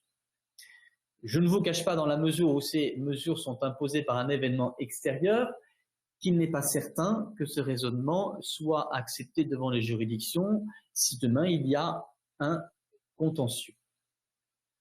Concernant l'indemnisation, après la prolongation des délais, eh bien l'article 11.1.3.1 prévoit l'indemnisation de ces prestations supplémentaires également, mais dans les deux hypothèses, que ce soit la prolongation des indemnisations, il y a quand même de forts risques, et on le voit souvent, que le contrat de droit privé, du point de vue de l'entreprise, un des forts risques, le maître d'ouvrage, lui, de sûreté sera sécurisé, eh bien comporte une clause qui indique que le risque est à la charge de l'entreprise. Alors la dernière question est de savoir si on peut se prévaloir de nouvel article 1195 du code civil, qui a introduit dans notre droit civil cette question de l'imprévision. Mais je vais doucher vos espoirs, vous, entreprise qui voudrez faire référence à cette disposition, assez rapidement dans la mesure où cette disposition s'applique uniquement lorsqu'il n'y a pas de clause d'acceptation du risque dans le contrat. Et généralement, il y a des clauses, comme je le disais tout à l'heure, d'acceptation du risque dans le contrat. S'il n'y a pas de clause d'acceptation du risque, on pourra se prévaloir, l'entreprise pourra se prévaloir de l'article 1195 du code civil, mais il faut quand même que soit démontré, là aussi, une exécution excessivement onéreuse. Donc le conseil numéro 1, toujours pareil, auditer le contrat, se constituer des preuves et puis chiffrer ces mesures supplémentaires que vous mettez en œuvre pour mettre en œuvre le guide. Et troisièmement, négocier au plus tôt avec le maître d'ouvrage, négocier au plus tôt avec l'entreprise pour anticiper ces difficultés et voir comment vous pouvez vous en sortir en termes de prolongation de délai d'exécution et en termes d'indemnisation. On va vite terminer assez rapidement sur la résiliation du marché parce que des hypothèses dans lesquelles vous serez confronté à cette situation, la résiliation. On va voir très rapidement les marchés publics, dans quel cas il y a une résiliation. La résiliation pourra intervenir dans les cas suivants. Premièrement, à la suite d'un ajournement ou interruption de travaux d'une durée d'une année. Donc ça, c'est l'hypothèse dans laquelle décision d'ajournement du maître d'ouvrage qui dure plus d'une année ou une année différente qui serait indiquée dans le CCAP. Et bien là, dans cette hypothèse-là, l'entreprise a droit à obtenir la résiliation et indemnisation. L'hypothèse quand même d'un ajournement qui durerait plus d'un an, ça me semble assez peu probable. Ça voudrait dire que le confinement aura duré plus que ce nombre de semaines qui est annoncé. J'espère que ça ne durera pas autant. En cas d'impossibilité de poursuivre l'exécution du contrat, la personne publique peut justifier de résilier le contrat pour cas de force majeure. Donc là, la personne publique de son côté peut résilier le contrat aussi. Et si cette résiliation est justifiée par la crise actuelle, ça c'est l'article 6 de l'ordonnance que nous dit, eh bien il y aura un droit à indemnisation de l'entreprise au titre des dépenses engagées par cette dernière. La substitution, ça c'est l'hypothèse où le maître d'ouvrage il résilie puis il va avoir quelqu'un d'autre pour substituer. C'est possible, c'est prévu d'ailleurs dans l'ordonnance. Le maître d'ouvrage peut substituer le titulaire qui se trouve dans l'incapacité de poursuivre l'exécution, mais qui se trouve dans l'incapacité de poursuivre l'exécution de façon tout à fait de bonne foi, parce qu'il est surtout dans un cas de force majeure. Le maître d'ouvrage peut quand même substituer et le remplacer, mais dans cette hypothèse-là, il n'y aura pas, bien entendu, de responsabilité tant du titulaire initial que du maître d'ouvrage, c'est-à-dire que le titulaire initial ne se verra pas à l'obligation de prendre en charge le coût supplémentaire de cette substitution, et inversement, le titulaire initial ne pourra pas engager la responsabilité du maître d'ouvrage au titre de cette substitution. Concernant les marchés privés maintenant, l'ajournement pourra intervenir en cas d'ajournement ou d'interruption fractionnée de plus de 6 mois. C'est moins long que pour les marchés publics. Au bout de 6 mois, eh bien, vous pourrez dire, vous, entreprise, ça fait 6 mois que c'est interrompu, je me délie de mes obligations. Et ce sera une résiliation au tort du maître d'ouvrage. Deuxièmement, c'est l'impossibilité de poursuivre l'exécution du contrat. Donc là, c'est un cas de force majeure. Il y a également cette possibilité, effectivement, de résilier le contrat qui est prévu par la norme AFNOR. Et troisièmement, le marché à forfait, on peut toujours le résilier, mais ça, c'est pour l'hypothèse vraiment la plus terrible et désavantageuse pour le maître d'ouvrage. C'est l'article 1794, puisque dans cette hypothèse-là, eh bien, le maître d'ouvrage doit entièrement indemniser l'entreprise même du manque à gagner. Donc voici ce que je pouvais donc vous dire au titre des obligations des parties en cette période de crise sanitaire, et je demeure à votre disposition pour répondre à vos éventuelles questions. Bon, merci beaucoup, Maître, pour cette présentation très claire. Alors, pour moi qui n'y connais rien, c'est un peu plus clair. Je n'y vois pas encore totalement clair, mais merci en tout cas de ces précisions. On va passer aux questions, sachant qu'il y a des questions qui avaient été posées en amont de l'invitation, au moment de la transmission de l'invitation, et je vais commencer par celle-ci, dont vous avez connaissance, et puis certaines qui ont été formulées au cours de la discussion et qui ont parfois trouvé évidemment des réponses dans la présentation, mais il y a toujours un décalage entre le moment où les questions sont posées et le moment où vous abordez ces points-là dans votre présentation. Alors d'abord, la première chose, est-ce que vous acceptez que nous transmettions aux participants votre présentation? Bien sûr. Oui, d'accord. Voilà. Donc pour préciser ça, on vous la transmettra juste après le webinaire dès qu'on accrochera la connexion. Peut-être aussi au préalable, ce que je voulais préciser, on précise assez fréquemment lors des webinaires qu'on organise depuis quelques semaines, l'importance de la mise à jour du document unique d'évaluation des risques. Pourquoi? Parce que c'est évidemment un préalable obligatoire pour toute entreprise, hein, bien au-delà du sujet que l'on traite aujourd'hui, et que dans la question de la mise en jeu de la responsabilité, c'est évidemment un élément essentiel que d'avoir intégré cette épidémie et ce risque dans vos documents uniques. Ce qui n'est pas aisé et simple, puisque vous avez peut-être vu qu'hier, il y avait déjà des entreprises qui se sont fait coller dans la rédaction de leurs documents uniques par des juridictions et des inspections du travail très rapides à dégainer sur cette question-là. Donc vraiment, je vous invite à soigner ce travail de mise à jour de votre document unique par rapport à d'éventuelles mises en jeu de votre responsabilité dans les semaines qui viennent, que l'on soit d'ailleurs en reprise d'activité ou même en ayant une activité qui est pour l'instant éteinte, on va dire. Voilà, donc je commence par la première question qui a été formulée. Le document de référence pour la reprise des chantiers édité par l'OPBDP, donc on avait largement parlé en fin de semaine, qui est ce guide de préconisation de sécurité sanitaire pour la continuité des activités de construction en période de Covid-19. Il n'impose pas le port du masque et des lunettes sur les chantiers quand on peut respecter une distance de 1 mètre entre les intervenants. Que doit-on faire si un salarié, malgré cette préconisation, estime être en danger et refuse de tenir son poste de travail si ces protections ne lui sont pas fournies, sachant qu'il est effectivement très compliqué de prévoir des masques aujourd'hui? Oui, alors 2 cas de figure dans la question, me semble-t-il. Premièrement, c'est l'hypothèse du travailleur qui est récalcitrant, avec ou sans masque, j'ai envie de dire, qui ne veut pas exercer sur le chantier parce qu'il s'estime en insécurité. Et là, il va pouvoir effectivement faire jouer son droit de retrait. Encore faut-il démontrer qu'il était effectivement dans une situation de danger par la suite. Et là, me semble-t-il, cette situation de danger sera évaluée au regard du guide de préconisation dont nous venons de parler. Pardon. Par conséquent, qu'est-ce qu'il dit? Vous l'avez rappelé, il nous dit que dès lors qu'on ne peut pas travailler à moins d'1 mètre les uns des autres, il y a une obligation de porter des masques, des protections, des masques, des lunettes et des masques, oui, des masques et des gants.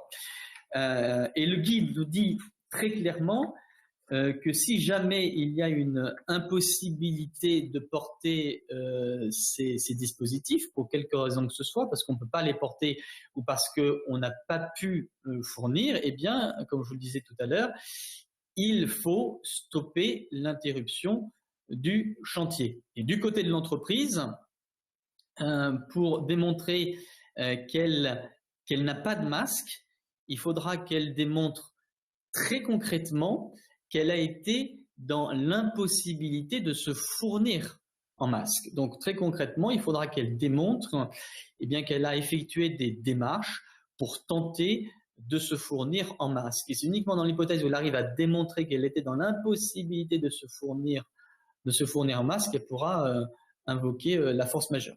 Il ne suffit pas de dire j'ai pas de masque, merci, au revoir, je ne reprends pas le chantier, parce que les prestations nécessitent qu'on soit à moins d'1 mètre les uns des autres.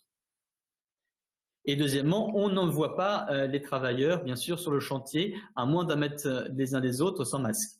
Parce que là, il y aurait un risque pour le coup au titre de la responsabilité, au titre de l'obligation de sécurité tant de l'employeur que du maître d'ouvrage. Parfait, merci de ces précisions. Alors, juste pour rebondir, et ça sera certainement la dernière question sur laquelle je pourrais intervenir, parce que ça, c'est un peu ma partie. Sur la question du droit de retrait, vous rappelez que le droit de retrait, il est individuel et il n'est pas collectif. Donc, c'est vraiment chaque situation de travail qui doit être appréciée. C'est évidemment une obligation de moyens, mais en respect scrupuleux des préconisations sanitaires qui sont émises et qui évoluent. Et c'est là où c'est important aussi, cette évolution, c'est à vous de l'intégrer et de mettre à jour systématiquement ces consignes et instructions et de veiller à ce qu'elles soient respectées sur le chantier, bien entendu. Sur ce sujet, merci de nous prévenir peut-être les entreprises qui vont rencontrer des droits de retrait persistants. Et de fait, si vous vous retrouvez confronté à une saisine ou en référé, concernant l'examen du droit de retrait, on sera en mesure peut-être de vous accompagner. Alors, je poursuis sur une deuxième question qui est un peu à tiroir. Est-ce que les entreprises travaillant sur mon chantier peuvent, via l'article 9.1.2 de la norme 9P03-001 d'octobre 2017, justifier un cas de force majeure, sachant qu'il y a des mesures possibles pouvant être prises pour continuer les travaux, et de justifier un surcoût lié aux mesures nécessaires à l'application de la recommandation COVID-19, du nouveau PGC, entre parenthèses, désinfection, masques, suppléants, déclinaisons. Si oui, à qui revient le coût des prestations supplémentaires en l'absence d'accord? Vous en avez quand même parlé dans votre présentation. Alors, la personne précise qu'un avocat sur France Info cette semaine a indiqué que non.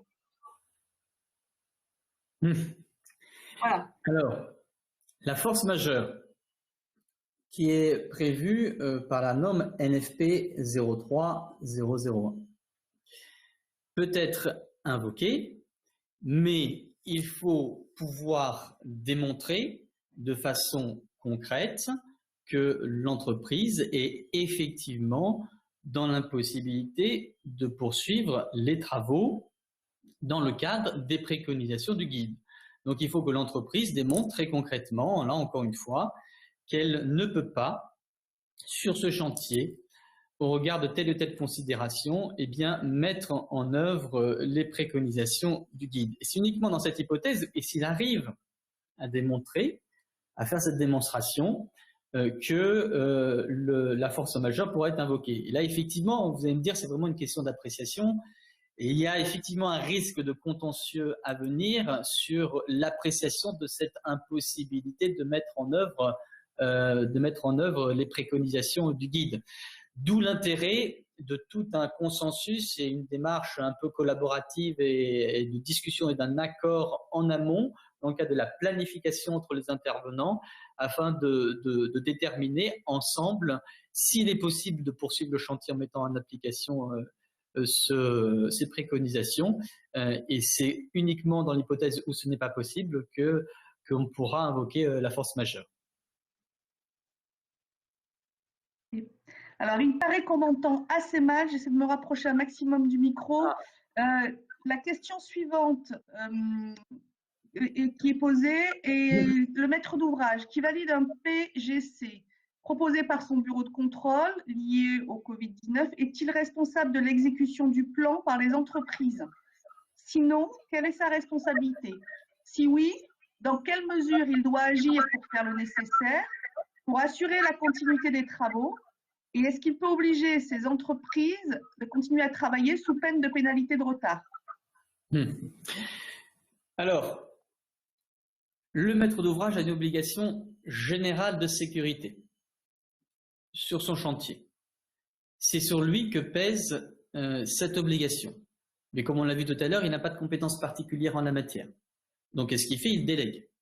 Donc, il fait appel à des tiers qui vont l'aider à mettre en œuvre ces mesures. Et c'est effectivement, comme nous l'avons vu tout à l'heure, le CSPS, donc le coordinateur SPS, à travers le PGC, qui va adopter les mesures d'ordre général et collectif, et qui va ensuite inviter les entreprises à mettre à jour leurs plans particuliers qui seront ensuite communiqués au maître d'ouvrage qui devra les faire vérifier par le CSPS et éventuellement à défaut si celui-ci ne veut pas parce qu'il considère que ce n'est pas dans sa mission, dans la mesure où il s'agit de mesures individuelles, eh bien le faire donner cette mission à l'OPC ou au maître d'œuvre qui est chargé de contrôler l'exécution. Donc le conseil qui peut être donné au maître d'ouvrage, c'est de se tourner vers son maître d'œuvre qui est en charge de contrôler l'exécution et de lui donner pour rôle de le charger de suivre cette mise en œuvre de ces préconisations qui sont dans le guide, tant au niveau des mesures collectives et générales d'organisation du chantier qui là pour le coup relève du PGC et du CSPS, mais également dans le cadre des mesures individuelles qui là relèvent davantage, me semble-t-il, de la compétence du maître d'œuvre. Donc, le maître d'ouvrage, il faut qu'il aille voir le CSPS et le maître d'œuvre et qu'il les charge concrètement et de façon formelle, il faut des écrits de ces missions, comme ça, en cas de problème, il pourra se retourner vers eux. Donc, si les conditions sont réunies, s'il y a bien été établi une liste des préconisations, comme le dit le guide, avec l'aide de ce maître d'œuvre, du maître d'œuvre et du CSPS, je rappelle qu'il faut établir, le maître d'ouvrage doit établir une liste des conditions sanitaires. Si cette liste est établie, si les mesures ont été prises par les entreprises, si nous avons tous nos référents, s'il a pu être déterminé d'un commun accord entre tout le monde les mesures tant collectives qu'individuelles à mettre en œuvre et si ces mesures reprennent bien les préconisations du guide, il n'y a aucune raison que les entreprises ne reprennent pas le chantier. Et dans cette hypothèse-là, et uniquement dans cette hypothèse-là, eh bien le maître d'ouvrage pourra exiger la reprise du chantier sous menace de l'application des pénalités de retard. Il ne le fera pas avant d'avoir effectivement vérifié que les mesures tant collectives individuelles du guide ont bien été mises en œuvre sur son chantier, parce qu'à défaut, il ferait courir aux entreprises un risque et pourrait voir sa responsabilité engagée. Nous avons vu, on peut voir même sa responsabilité pénale en danger, puisqu'il mettrait en danger les travailleurs qui travailleraient sur le chantier. Merci. Question suivante. Comment procéder à un constat contradictoire en confinement si l'entreprise ou MOA-PC refuse? Alors, pour moi, MOA, j'y suis, PC, je sais pas. Alors, effectivement, premièrement, c'est pas parce qu'on a un confinement qu'on peut pas faire de constats contradictoires. Il est tout à fait possible de se déplacer sur les lieux pour aller travailler, donc ce n'est pas en contradiction avec les interdictions de circulation qui ont été édictées par les mesures réglementaires. Donc, réglementairement, c'est possible d'aller sur le chantier pour aller faire ce constat contradictoire. Si les parties ne veulent pas, soit le maître d'ouvrage, soit le maître d'œuvre, soit les entreprises, se déplacer pour des raisons X, Y ou Z, il faut faire formaliser ce désaccord, ce refus, comme ça on en trouvera une trace, et faire réaliser un constat unilatéral, le mieux par un constat d'huissier, mais ce n'est pas obligatoire. Encore faut-il trouver un huissier qui accepte de se déplacer, mais il en existe, qui travaille encore et qui continue à se déplacer sur les lieux. Ou alors un simple constat fait par vos soins avec un ensemble de reportages, de photographies pour constituer un reportage photographique afin de bien faire une photographie concrètement de l'état d'avancement du chantier. Vous constituerez ainsi une preuve unilatérale que vous enverrez par la suite, votre reportage photo avec votre constat aux autres parties et par un moyen donnant date certaine. Comme ça, vous aurez votre constat unilatéral et vous aurez votre date certaine parce que vous aurez la date d'envoi de ce constat. Super. Question suivante. Comment seront traités les cas des sous-traitants des entreprises adjudicatrices? Alors même pareil. Pareil, comme les autres entreprises, il n'y a pas de distinction à faire. Premièrement, ils doivent mettre en œuvre, bien entendu, les mesures de préconisation qui sont dans le guide. Il ne faut pas perdre de vue que ces entreprises sont toujours dans un lien contractuel de droit privé avec le titulaire. Les sous-traitants titulaires, c'est du droit privé. Donc, vous pouvez vous référer à la partie de la prestation du diaporama, qui traite des marchés privés. Donc, pour se prévaloir des différentes hypothèses de cas de force majeure, éventuellement d'imprévision, mais surtout aller voir son contrat de sous-traitance, les conditions générales, tant les conditions particulières qui abordent ces questions, notamment les contrats de sous-traitance des grosses entreprises qui sont très complètes en la matière. Alors, une remarque, question.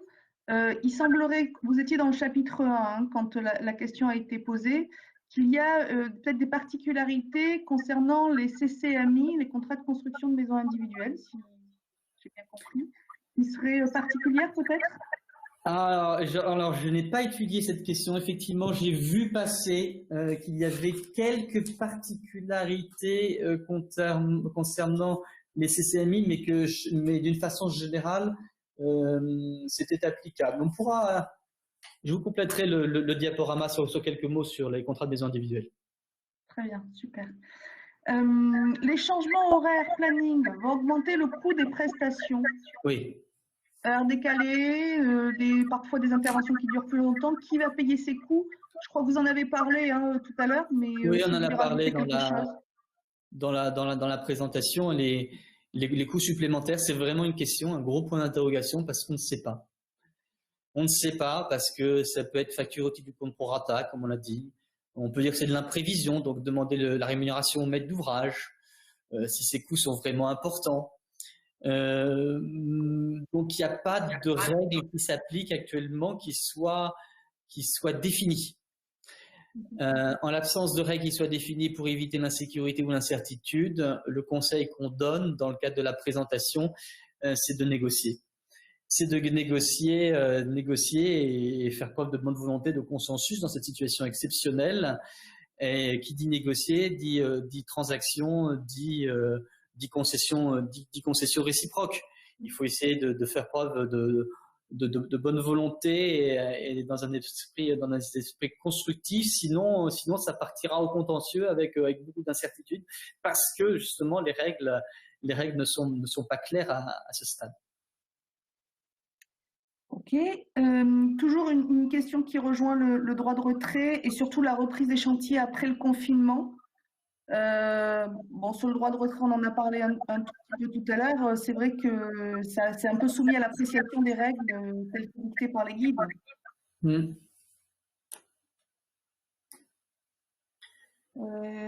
Ensuite, une question sur la liste des conditions sanitaires qui correspondraient à la mise à jour du PGC. J'ai pas plus d'explications. Les conditions sanitaires pour la mise à jour du PGC? Oui. Alors, je ne sais pas trop le sens de la question, mais ce qu'on peut dire sur les questions sanitaires et le PGC, c'est que la mise à jour du PGC, ça va être la première étape, comme on l'a vu tout à l'heure, dans le cadre de la planification.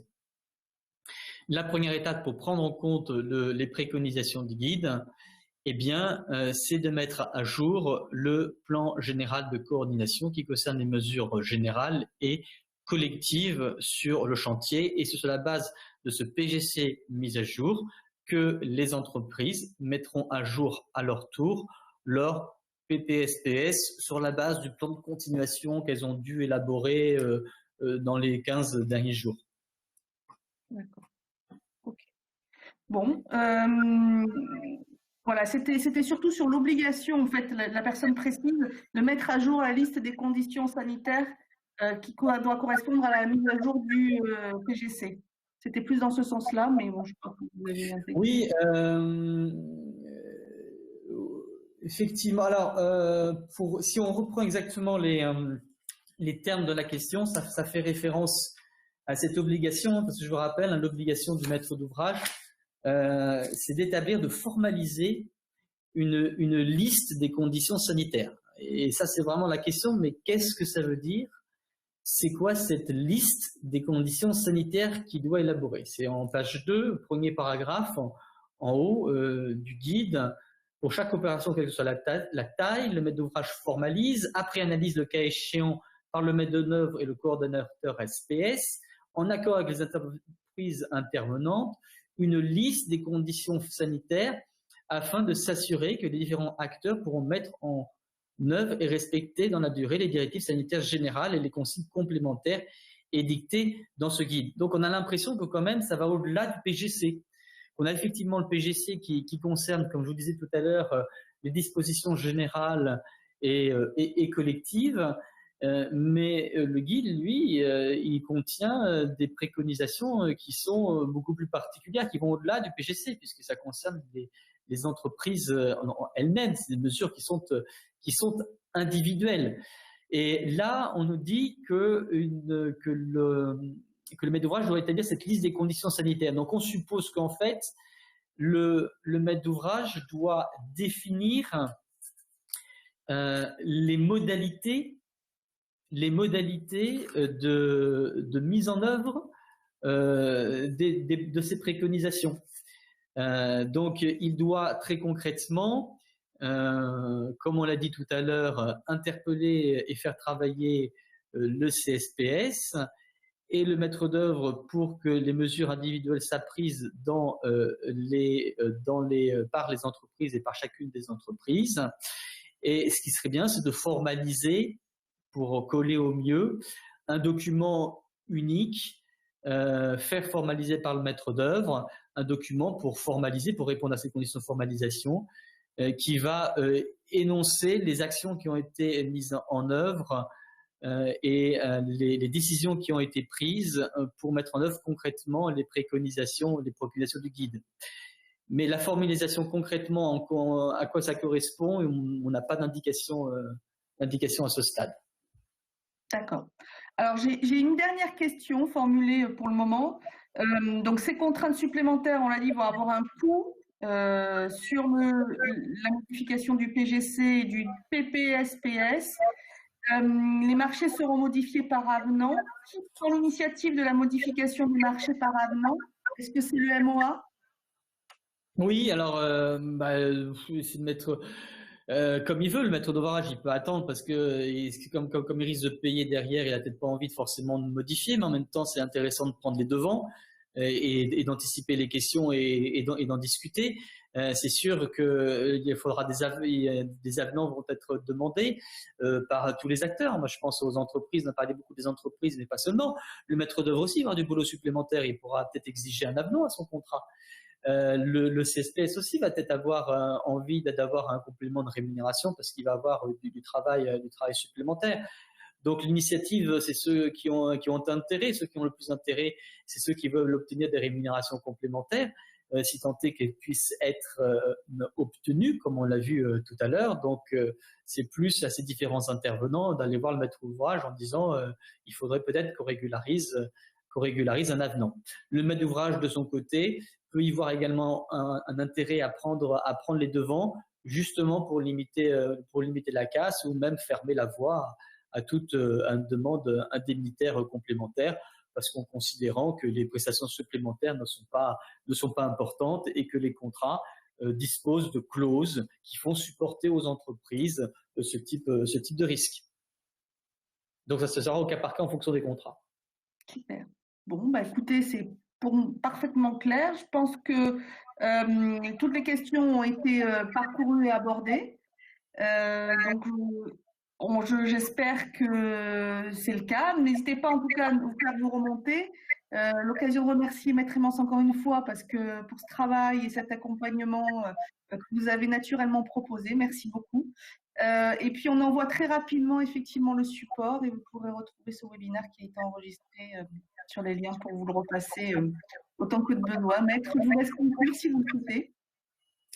Merci à vous pour votre intervention. Merci pour vos questions. Demeure bien entendu à votre disposition et donc le diaporama vous sera transmis dès que j'aurai corrigé les quelques coquilles que j'ai vues en le passant encore ce matin. Bonne continuation sur vos chantiers. Surtout, prenez soin de vous et de vos proches et de vos salariés. Merci, à bientôt. Merci. À bientôt.